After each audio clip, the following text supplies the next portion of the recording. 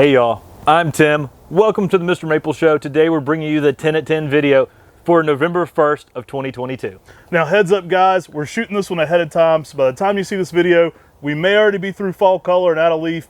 It's always unpredictable there, but with the Maple Society and so many fun things we just had, we got to get a little bit ahead. So we're shooting this one slightly ahead. I'm Matt. I think you got an amazing 10 at 10 today, guys. You're going to enjoy this one. We got a lot of fun things come back in stock and some fan favorites for sure that are getting back on the table. We ask that you like, subscribe, and share. It's one small click for you, but it means a whole lot to our channel, especially those subs. That goes a long way. And definitely find us on your favorite podcast platforms for that podcast we're putting out weekly. And today we're talking about 10 of the 20 trees getting listed today. You can go on our website at 10 a.m., see these trees, purchase these 10 trees, and there'll be 10 more. If you want to figure out those 10 trees ahead of time, make sure you sign up for our weekly emails on MrMaple.com. We got a really cool lineup of plants this morning. Guys, I don't know anybody else bringing you daily garden content. We're bringing it daily, 7 days a week here on the Mr. Maple Show. Every single day there's something new and exciting coming on, and we hope you appreciate that. We're working hard with Brian and so many other people. We've actually hired more staff to help Brian edit videos. We're getting videos out to you every single day, so definitely subscribe. That helps us go a long way in keeping that content going. We've been super blessed to be getting so much interesting content lately. We've got some really fun garden walkthroughs, some really fun stuff from the Maple Society, just some amazing gardens we've got to go see. There's a lot of fun stuff in the works. It's going to give us content way into the winter, and some of that may be in leaf. So full disclosure, we're shooting a lot of fun content. So if you're watching something in December and it's still in leaf, we're probably not in leaf here in Western North Carolina, but we shot some amazing content we couldn't wait to get out to you guys. So without further ado, let's get into it. We've got an awesome 10 at 10 today. So we'll start up with Acer palmatum Uzen nishiki. This is an amazing plant. It puts on a lot of variegation, and we've offered this before, but it sells out quickly. And so if it's sold out when you're watching this at a later time, you can go in, put your name in, click notify me, put your email address, and we'll be notified when this tree becomes available again. Now, we were some of the first people in the country with Uzen nishiki. I think we really helped popularize it in the United States. Talon may have had it also. Not many people, though. I know we shared it with Talon at one point, and he didn't have it, so we might have been the first ones with us in the country. An amazing tree. It puts on one of the most outstanding displays. It is probably one of the most premium of that Aretino nishiki style variegations. It's probably the most maxed out, over-the-top version of that possible. Now, the leaf is serrated. When this tree first leaves out, it can be almost a purple-pink border with that white splotching inside of it. I mean, it can put on some amazing colors with that green foliage. To us, it's a rock star when it comes to variegated plants. I know I love variegated plants, and this is one that can really throw off a lot of cool variegation throughout the year. A little slower growing than many. I like that this one tends to be multi-stemmed and more of a small V shape. Excellent plant. Again, lightly pruning this one. We'll do a video on that this year in like late March, but lightly pruning this one can even increase the variegation. You can get swirling into the bark. You can get a candy striping pink even in that new growth. It is one of the most intensely variegated Japanese maples we do, though, and I think you're going to want to add this one to your collection. Acer palmatum Uzen nishiki. Actually, excellent red fall color on this one as well with pinks. Yep, and being variegated, give it some protection from the hot afternoon sun. Amazing plant, and an amazing variegated plant. And speaking of amazing variegated plants, we got another one here for you. I mean, we're going from high intensity white and pink to high intensity red and pink. We've got Acer palmatum, Lileeanne's Jewel. Lileeanne's Jewel is a classic Japanese maple now. I mean, it's becoming so popular out there because of how amazing it is. You don't see it available that often because people scoop them up quickly. But this is a very stable red on pink variegated type, and it's fairly heat tolerant as well. For me, this one just puts on some of the best colors of red on pink with the unique variegation. Every leaf is variegated differently, and this is just, I mean, it's Japanese maples to that like upper scale. I mean, it's one of my top 10 Japanese maples of all time. Amazing trees to pair here with the Uzen nishiki and the Lileeanne's Jewel. They're some of the most show-stopping plants we do. To our regular subscribers, you probably already know this, but go check out our video on Dell Laux Nursery and Jonathan Savage. We talk about Dell Laux Nursery and some of their introductions. Lileeanne's Jewel being one of their last great, amazing introductions there at Dell Laux Nursery. It's a showstopper. It's one that brings that high intensity pink on red. It's one of the most stable pink on red variegates you can get in any Japanese maple. Again, another one we've got some other nurseries on too, and it's gotten more and more popular around the world as we have. The correct name on this one, as I always tell people, Lileeanne's Jewel. If you see people selling it as Little Annie's Jewel, say, hey, no it ain't. So let them know. And if you see people selling it as extravaganza, say, no, it ain't. It's Nope, Lileeanne's Jewel. I actually have met Lileeanne. She's a really sweet girl. She's grown up a lot, man. It's been over 10 plus years since we first met her, so she's now a teenager. But Lileeanne's Jewel, an amazing Japanese maple, one you're definitely going to want to add to your collection. And it'll make a nice upright tree with a semi-pendulous habit, reaching in that 6 to 8 foot in 10 years. Awesome plant. You know, we've offered this plant as a high graft. This is Golden Falls. These are all pretty much very well low grafted. So if you're looking for a hanging basket Golden Falls, kind of like what we did in the hanging basket video, if you haven't checked it out yet, go check out our video, you know, how to grow a Japanese maple in a hanging basket. Yeah, Brian's picture of that one alone is going to help popularize these in hanging baskets. We last offered these, like Tim said, in a high graft, meaning they were on a little bit of a standard. These are extremely low grafts, so you got a lot of growth going on, but in a low tree, give you a great start for that. Now you can also stake these up. I tend to stake any of this Ryusen style Japanese maple up to about 5 to 6 feet and let it weep down from there. Don't feel like you have to grow them in hanging baskets, but it's a fun way to do it. These work equally as well in a big container or in the ground. You know, you can also let these things grow as a ground cover and sort of be like a Japanese maple ground cover if you don't stake it up. Definitely a pretty unusual way to grow these things, but this is a golden weeping Japanese maple. In the springtime, this one here leaves out in the early spring, kind of orangey. Then it goes to an orange border with that yellow eye, and then it goes to a yellow. And the Golden Falls is an amazing plant for the spring interest. For the summer, if you give it some morning sun, afternoon shade, you can really peak those yellows and hold them for the longest time throughout the season. But this is a yellow weeper. I mean, it's an amazing plant. You don't see yellow weepers that often, and this is definitely one that is pretty unusual, brand new to the nursery trade. Yeah, great plant. Now, think of this one, guys. I like to make comparisons with things we already know, especially with new cultivars. I would say the best way to wrap your mind around this one is Katsura colors times Ryusen shape. It actually holds the yellow a little bit better than Katsura. It's not quite as early as Katsura, so it's definitely its own cultivar. But the leaf shape and leaf color remind me very much of Katsura. The form reminds me very much of Ryusen. So it's kind of a nice combination of those two plants. It's one everybody should be growing in their garden though. Acer palmatum Golden Falls.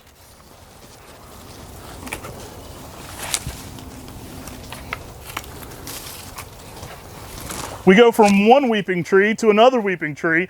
Next up we have Acer buergerianum Angyo Weeping. Now this is a unique trident maple. By the time you're watching this, we may have even hit some fall color. This gets a cherry red in the fall. I love the color. It reaches in that fall months.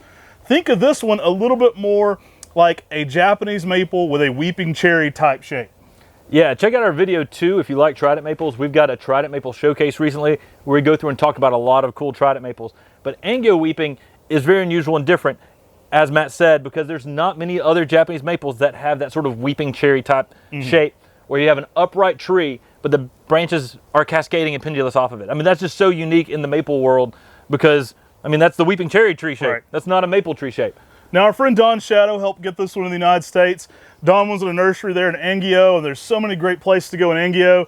And Don started looking around, and he found this little back section he wasn't supposed to be in. And he got back in there digging around. And if you know Don and his southern accent, he said, "Doggone it, they got a weeping trident maple back here." He was all fired up. And he talked somebody into selling him this one and getting it back to the United States. And it hails from that Angyo prefecture in Japan, which is so famous for so many nurseries. This one's going to have that very tough, durable hardiness that you're used to with trident maples. It has all that high heat durability. An excellent candidate for container culture or for a bonsai. But Angyo Weeping brings everything you love about trident maples, but in a weeping form. You know, it has such a unique shape, it really would make an amazing bonsai. Or if someone's looking to do the bonsai, that's the cascades. Right. I mean, you could do that with a trident maple, which you don't see done that often because trident maples are so upright. Pretty amazing selection. So next up, we've got Acer palmatum First Ghost. Was the very first ghost of the Ghost series introduced by Talon Buchholz. The springtime, you've got a purple border with a reticulated white-green, creamy green-white on the inside. It's actually Buchholz, and Buchholz's logo is a photo of First Ghost. Tim actually won a contest, was it? You got that one for, or was it? Yeah. So Talon actually gave him some of the original art. He has some of those framed. We have one in our office. We're going to be hanging up in our podcast room. But it is that exact First Ghost logo that's so popular there at Buckholtz Nursery. And an amazing selection. First Ghost was a sport Talon saw there hovering over another reticulated form, and he said it looked like a ghost hovering over the tree in the garden. And that's where we get that initiation into the Ghost series. You know, we say this all the time, but check out our video on the Ghost series. We did a full deep dive on that here, where we discussed the Ghost series and each of the members of the Ghost series. It's a great way to become familiar with that entire collection. First Ghost, you gotta have it. If you're a maple collector, it's one you gotta have in your collection. It really kicked off that that Ghost series, and it's such a unique tree with a great purple border to it. It brings a lot to the landscape. Yeah, and this one goes to some really nice yellows, oranges, and reds in the fall. Typically starting off with some of those yellows and oranges, but those purple border in the springtime just gives us a very unique spring interest. If you give it protection from the hot afternoon sun, you can keep that reticulation longer throughout the season. Right. And this is a plant that is a variegated plant that has that very unique style variegation. It's a fun plant to just go photograph. Right. The changes throughout the seasons are electric. I mean, you get from the purple border to the reticulated variegation to the fall colors. It makes a nice mid-sized upright Japanese maple. And the unique thing about this is that the branches are more semi-pendulous in nature. So the branches arch outward rather than just being a pure straight upright. Hey, if you don't have a First Ghost, are you even a Japanese maple collector, bro? It's like, do you even lift, bro? Like, do you even have a First Ghost? If not, I don't know if you're a maple collector. It's one that has to be in every single Japanese maple collection. It is a true classic that originated here in America, but an awesome Japanese maple. Yeah, amazing. So next up here on the table, we got a weirdo. We've got Acer palmatum Pink Princess. Now, you've heard me say why this one's important before, but it is so unique and odd that a tree would be a witch's broom and variegated. So this is a witch's broom found in the cultivar Beni Shishihinga by our good friend Carl Munn at Munn's Nursery, famous for Moonrise, Blue Moon, and so many other cool plants. Carl said, hey, I think this fits your collector niche. You should think about grafting this and seeing if it's something you're interested in. We were blown away. I mean, it's so cool that something is a broom and also variegated. That's an extremely rare trait amongst all plants. Extremely rare amongst Japanese maples. This might be the only one of a Japanese maple that's broom and variegated. And the thing I love about this plant is you get the same thing you love about Beni Shishihinga, but you get a nice density to it, and you see it started getting very multi-branch, which witch's brooms are very common to do. Right. But it also is a plant that fits in those small spaces. Being a witch's broom, you know, it's not going to get too big. It's going to. We've planted some of these out at our parents' gardens at Maplewood Knoll Gardens, and you know, we're talking 4 to 5 feet in 10 years. And it'll get about that way in width too. I mean, it makes a fantastic little dwarf that's variegated and is extremely unique. Great for container culture. Oh yeah, it makes the perfect pairing for some of those other brooms that are already out there like Shayna or Tiny Tim. This makes a very unique composite with those, as it's a dwarf that's gonna have that globular shape, but a very dense habit. It actually gets out there pretty quick at first. It looks vigorous at first, so it kind of fools some people. They think, wow, this is fast growing. It actually slows down a good bit and densens up. So it's going to be more of a dense, round globe shape. And like Tim was saying, 4 to 5 foot even in 10 years. So a nice compact form.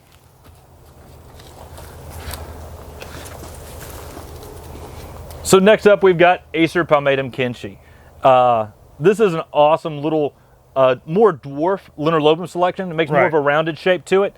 And we've already had some degrees of weather in the 30s. A lot of these already started to drop leaf if they're in a cooler house. We're getting to 28 tomorrow morning. Right. So we definitely get some colder weather coming in already. But this is a fun, smaller growing lunar lobum selection. It's a green, and it goes to some really nice yellows to oranges in the fall. I get a lot of questions, and one of the questions somebody asked me is Kinshi and Koto no Ito, are they different plants? Because they do have a similar appearance to them.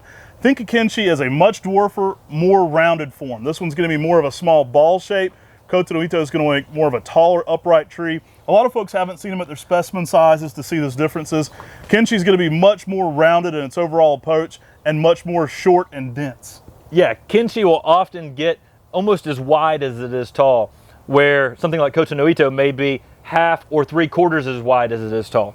And much shorter, denser, very multi-branched, amazing dwarfer linear selection to put out there in the landscape or use in a container. Yeah, that linear style foliage is going to give you that bamboo-like elegance to this one. It definitely has that windswept, whimsical kind of look to it as those foliage is blowing in the wind. Typically bold yellows to oranges in the fall, but really what sets this one apart is its smaller, denser habit.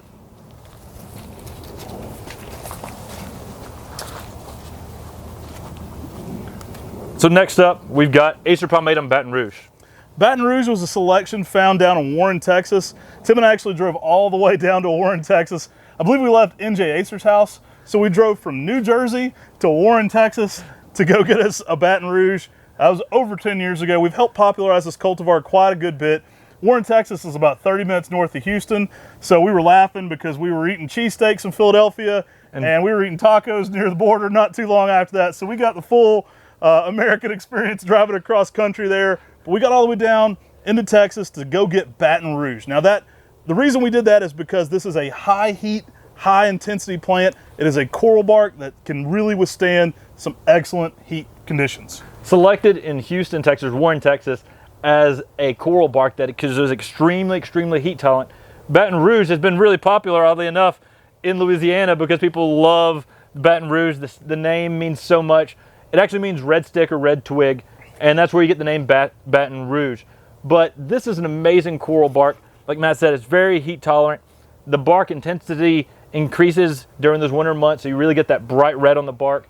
But this is a tree too that starts off with a little bit of yellow, but often gets to those reds much quicker than some of your other coral barks, giving you some really nice red fall color on a coral bark Japanese maple. Now this one's going to work zone 6 through 9. We do list our coral barks down to zone 6 up to zone 9. It is exceptionally heat tolerant. It's a great candidate even in that zone 6 for an area where you have a lot of high heat near brick or rock and you're looking to keep that plant as pristine as possible. It definitely is on that upper scale for performance in high heat areas.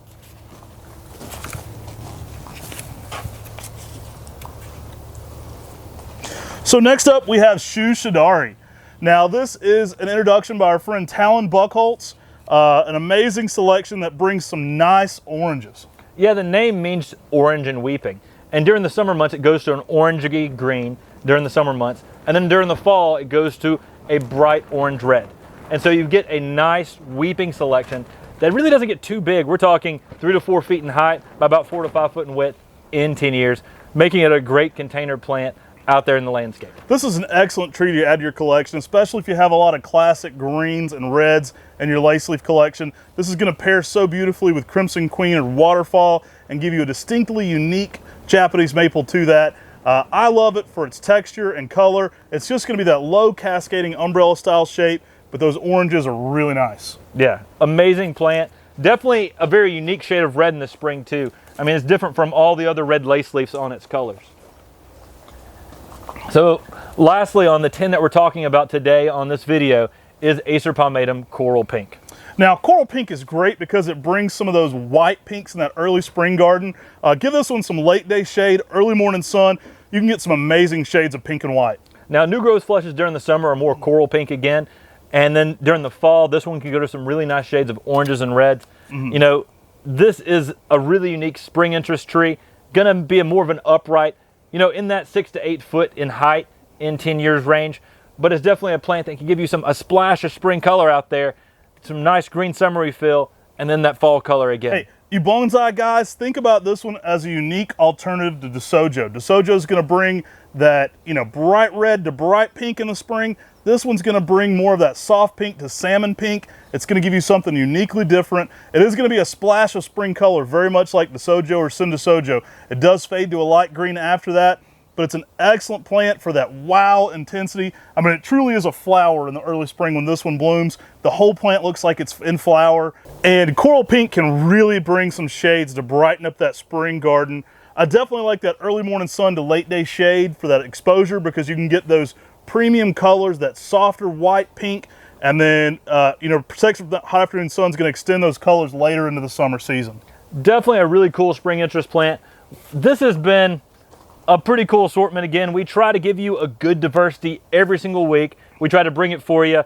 This is a pretty nice, heavy hitting 10 at 10. Right. And I hope y'all make sure to check out fast. If something, some of these plants may sell out very quickly, make sure you check out fast, because if you don't, if you just have them in your cart, they don't hold them for you until you complete the checkout process.